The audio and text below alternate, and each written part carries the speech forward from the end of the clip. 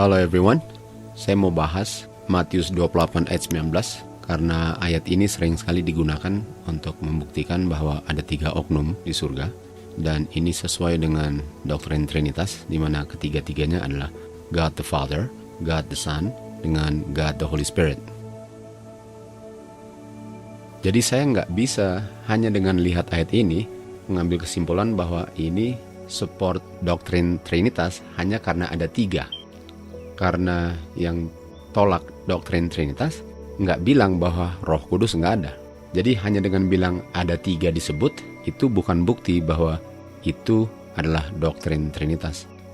Jadi kita harus lidiki, harus bandingkan dengan ayat-ayat yang lain, dan harus cari tahu apa maksud daripada penulis, dan waktu sudah dijawab berdasarkan Alkitab dibandingkan dengan Alkitab, baru kita bisa ambil kesimpulan apa yang dimaksudkan di Matius ini tentang nama daripada Bapa, Anak, dan Roh Kudus. Jadi waktu Tuhan Yesus perintahkan kepada murid-muridnya untuk membaptiskan mereka di dalam nama Bapa, Anak, dan Roh Kudus, mari kita lihat apakah murid-murid membaptiskan di dalam nama Bapa, Anak, dan Roh Kudus. Jadi di Kisah 2 ayat 38 kita lihat di sini Petrus waktu dia bilang kepada banyak orang untuk bertobat dan dibaptiskan di dalam nama Yesus Kristus. Dan setelah dibaptis di dalam nama Yesus Kristus, baru mereka akan menerima pemberian Roh Kudus. Petrus nggak bilang bahwa mereka harus dibaptis di dalam nama Bapa, Anak, dan Roh Kudus. Dia hanya bilang baptis di dalam nama Yesus Kristus. Di Kisah 8 ayat 12, Philip waktu membaptis di dalam nama Yesus Kristus.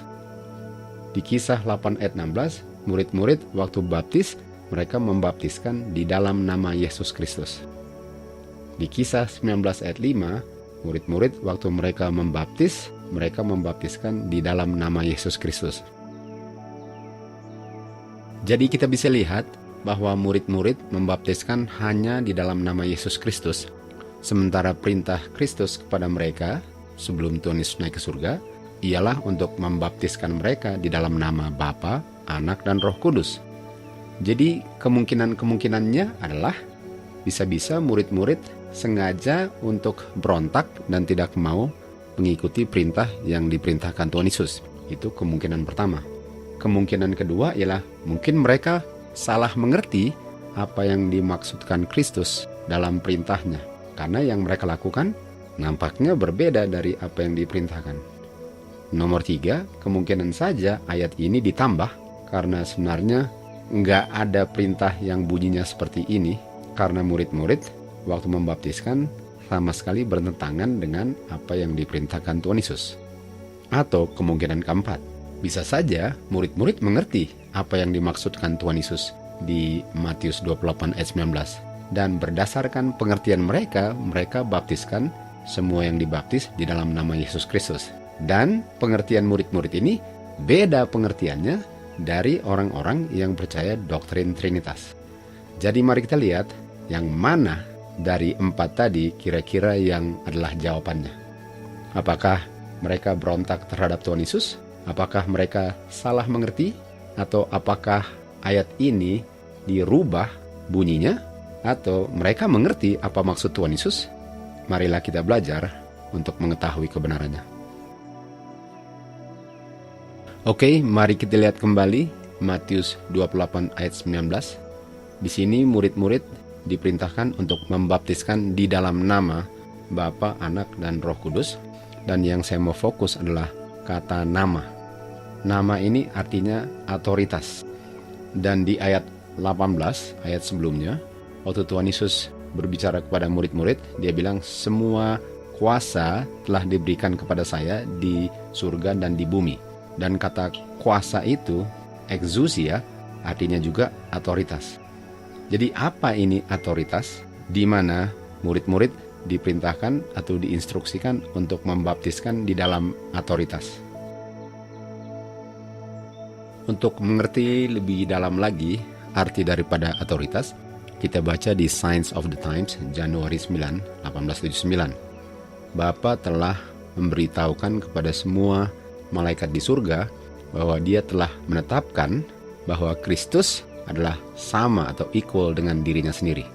Sehingga di mana saja anaknya berada, itu seakan-akan Bapa berada di situ juga, dan perkataan-perkataan anaknya harus ditaati seakan-akan Bapa lah yang berkata-kata di situ. Anaknya telah diberikan otoritas untuk memerintah seluruh malaikat di surga. Khususnya Tuhan Yesus akan bekerja bersama-sama dengan Bapanya dalam menciptakan bumi dan segala isinya. Anak akan menjalankan kehendak dan tujuan Bapa, tetapi anak tidak akan melakukan apa saja dari dirinya sendiri. Kehendak Bapa akan dipenuhi di dalam anak. Artinya untuk menerima otoritas ialah untuk menjalankan semua kehendak Bapa, berkata-kata semua perkataan Bapa, bekerja pekerjaan Bapa, walaupun anak yang lakukan itu seakan-akan Bapa yang lakukan. Untuk menerima otoritas ialah untuk seakan-akan ada Bapa di situ, walaupun yang di situ adalah anak dan bukan Bapa. Kristus datang ke dunia ini untuk mengungkapkan karakter daripada Bapanya. Tuhan Yesus sama dengan Bapa, dia equal dengan Bapa. Otoritasnya adalah otoritas Bapanya. Otoritas yang mana dia ungkapkan waktu dia berbicara dan melakukan mujizat diungkapkan dari dirinya sendiri, karena kita tahu bahwa dia menerima otoritas ini dari Bapa, namun dia pastikan kepada kita bahwa dia dengan Bapanya adalah satu. Sebagai pemberi hukum, Tuhan Yesus menggunakan otoritas Bapanya. Dia punya perintah dan keputusan didukung oleh Bapanya. Kristus datang untuk mengungkapkan karakter daripada Bapanya, sehingga dengan melihat Tuhan Yesus, kita melihat Bapa. Bukan artinya saya melihat Bapa punya oknum, tapi saya melihat otoritas Bapa atau karakter Bapa. Suaranya Kristus sama dengan suaranya Bapa. Kita tahu suara adalah firman yang adalah roh. Artinya rohnya Kristus adalah rohnya Bapa. Jadi waktu murid-murid membaptiskan di dalam nama Tuhan Yesus, dan nama adalah otoritas, murid-murid membaptiskan di dalam nama Tuhan Yesus, otomatis membaptiskan di dalam nama Bapa.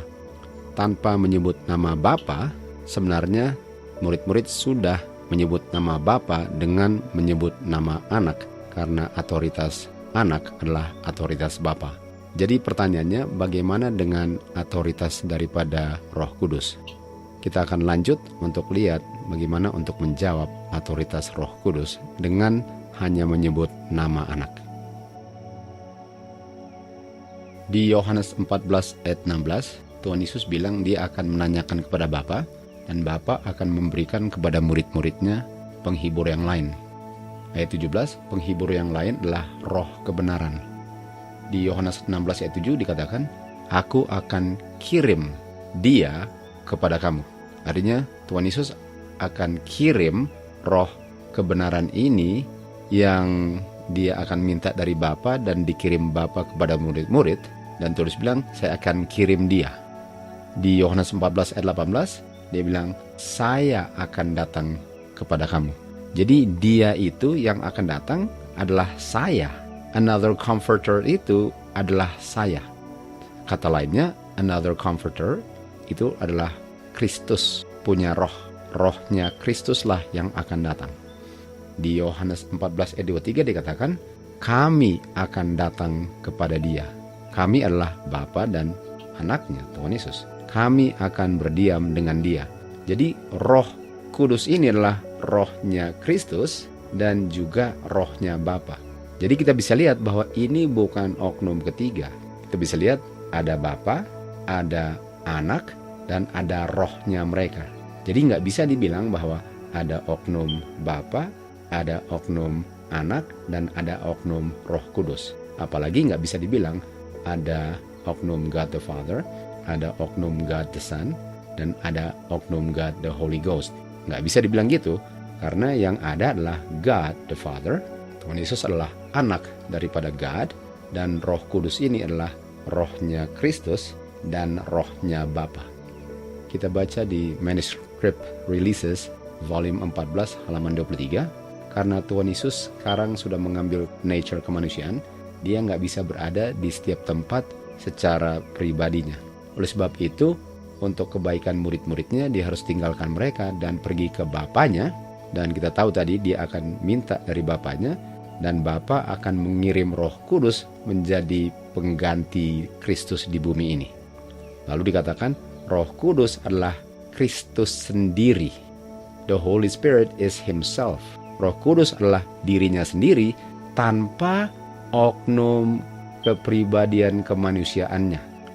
Kristus akan diwakili oleh dirinya sendiri untuk hadir di segala tempat melalui Dia punya Roh Kudus yang maha hadir atau omnipresent.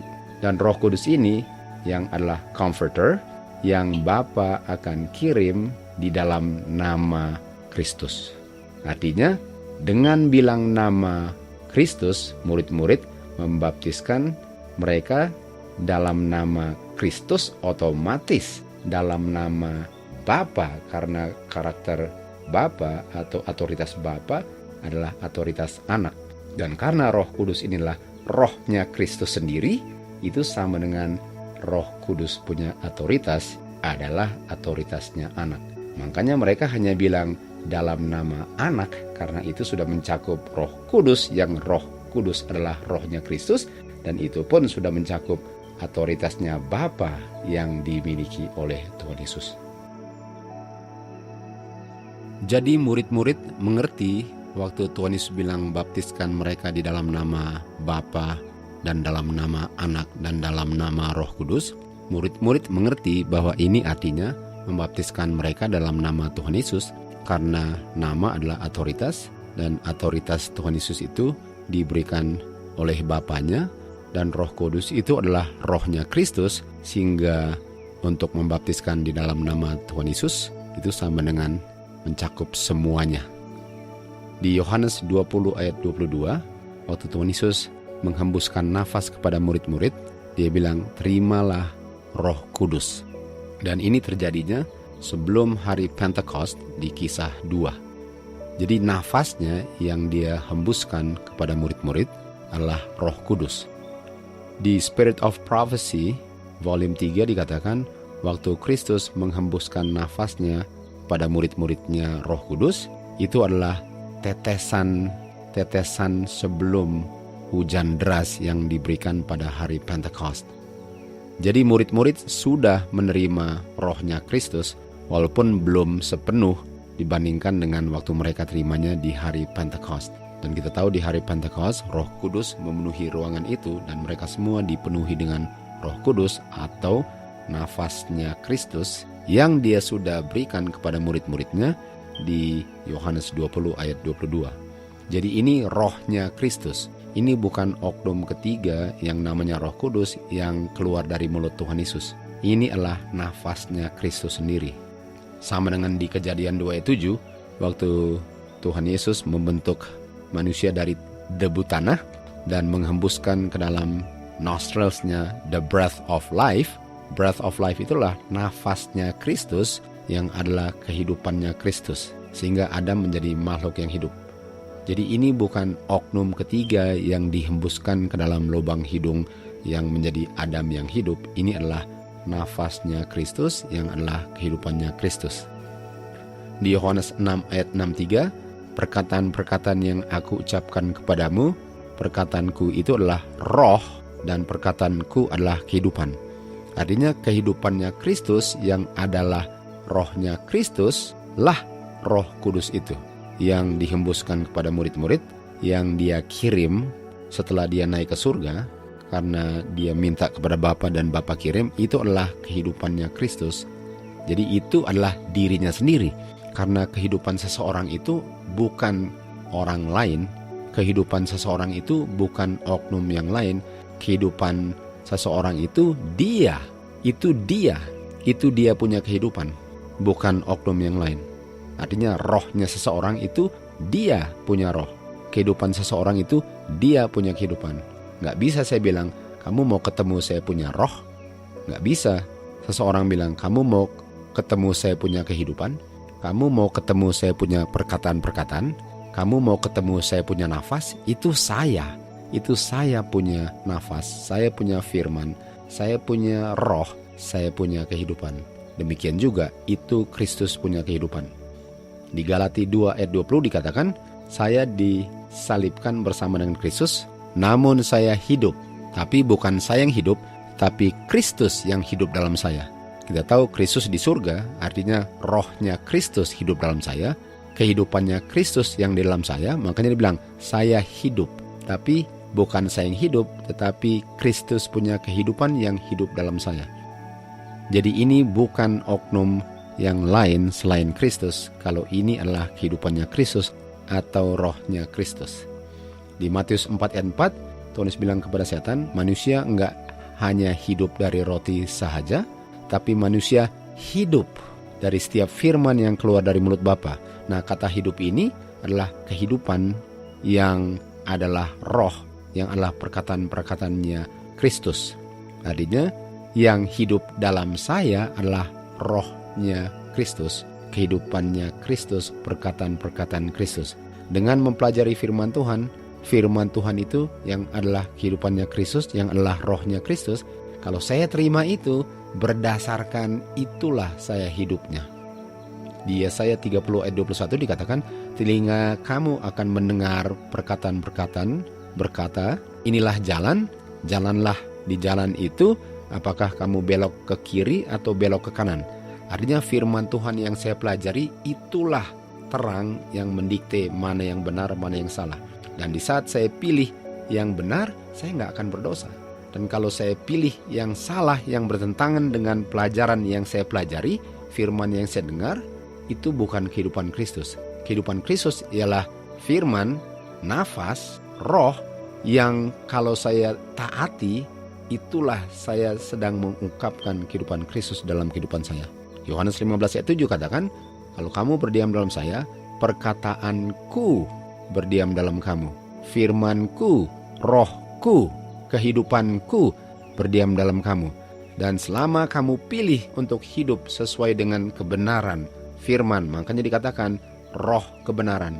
Selama kamu hidup berdasarkan roh kebenaran yang bilang apa yang benar dan salah, kamu nggak akan berdosa. Di Testimoni 1 halaman 303 dikatakan di sini, kalau saya mau mengakui Kristus dan tidak menyangkal Kristus, saya perlu memiliki Kristus di dalam saya. Saya perlu memiliki roh Kristus di dalam saya. Karena nggak ada orang yang bisa benar-benar mengakui Kristus dalam kehidupannya, kecuali the mind dengan the Spirit of Christ berdiam dalam dia. Kita harus bisa membedakan antara mengakui Kristus dengan menyangkal dia. Karena bisa saja, sementara saya bilang bahwa saya pengikut Kristus, tetapi dalam perbuatan, dalam perilaku, dalam perkataan, dalam pekerjaan saya menyangkal bahwa saya adalah pengikut Kristus. Orang yang mengakui Kristus akan mengungkapkan roh Kristus di dalam kehidupannya. Dan karakternya pun akan mengungkapkan bahwa roh Kristus hidup dalam dia.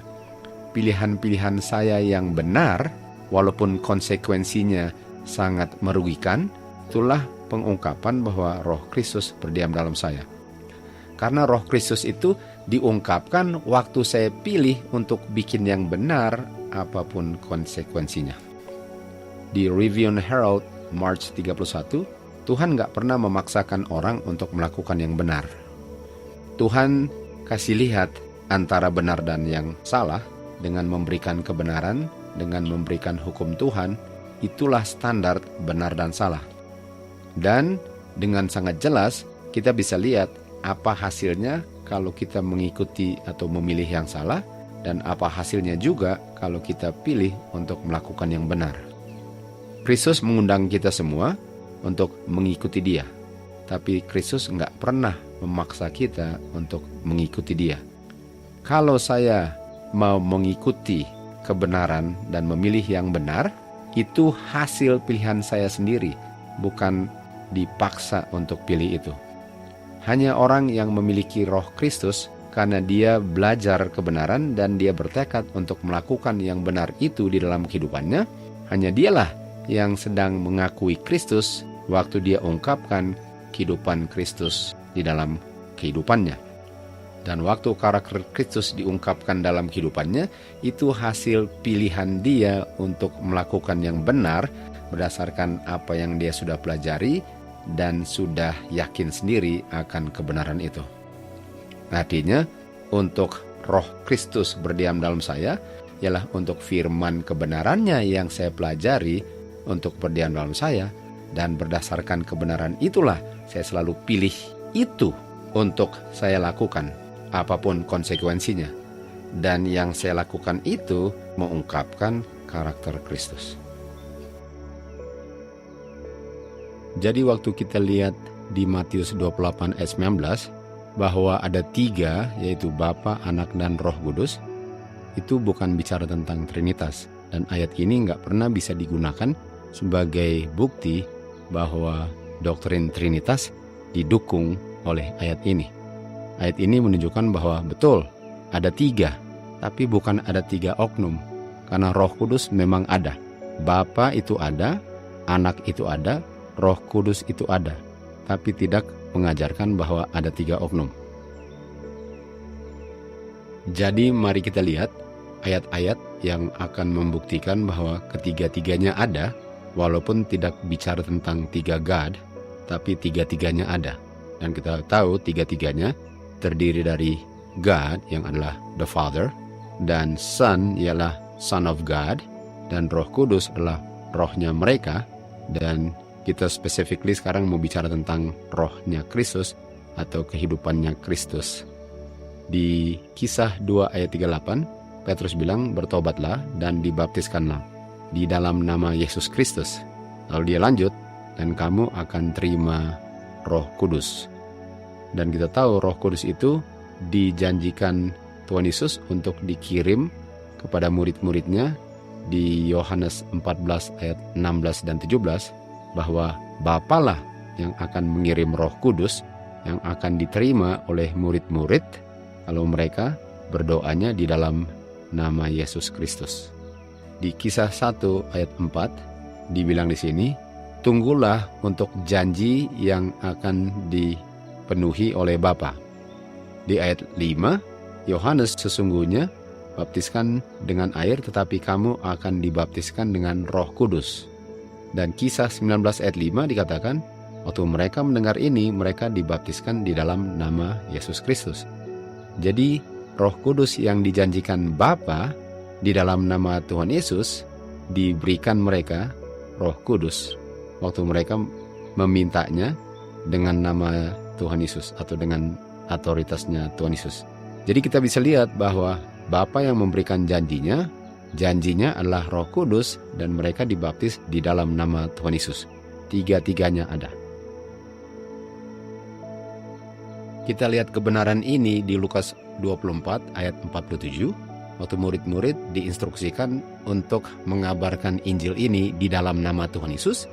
Dan ayat 49, Tuhan Yesus bilang, saya akan mengirim janji daripada Bapakku untuk kamu, dan janji yang diberikan itu akan diberikannya kepada mereka waktu mereka berada di Yerusalem, khususnya di ruangan atas di hari Pentekost, dan yang diberikan itu sebagai janji adalah Roh Kudus. Jadi murid-murid sangat mengerti waktu mereka membaptiskan di dalam nama Tuhan Yesus.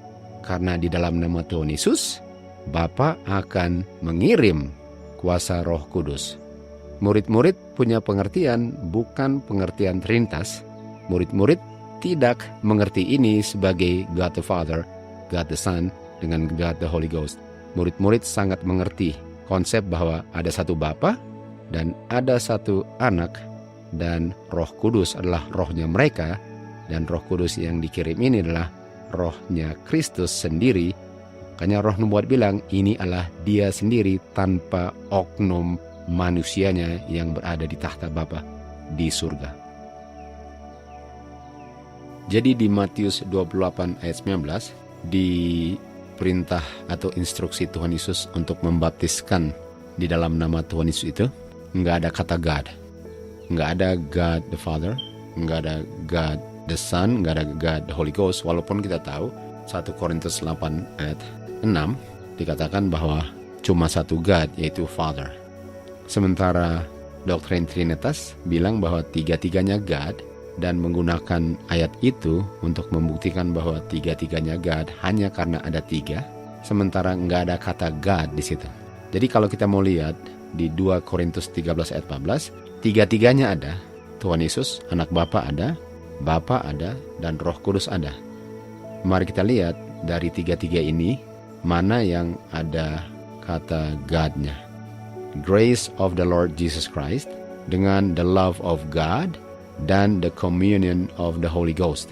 Kata God ini hanya berlaku bagi satu, bukan Yesus Kristus, bukan anak Bapa, bukan Roh Kudus, tetapi bagi Bapa.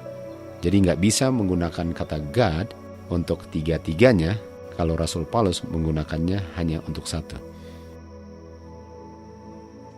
Di Yohanes 16 ayat 23 dikatakan, apa saja yang kamu akan tanyakan kepada Bapa di dalam namaku, Dia akan memberikannya kepadamu, agar sukacitamu bisa menjadi penuh.